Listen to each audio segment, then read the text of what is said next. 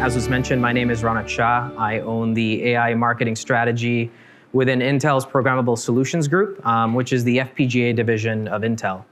And what I wanted to do today was spend some time talking about one of the key value propositions that our customers are leveraging us for today. And then I want to talk about how we're enabling new capabilities this year to unlock those features for you. And although there are multiple different value propositions for FPGAs, the reason why I selected this one was because I felt like it was very appropriate for this conference. And that value prop is around the concept of AI+.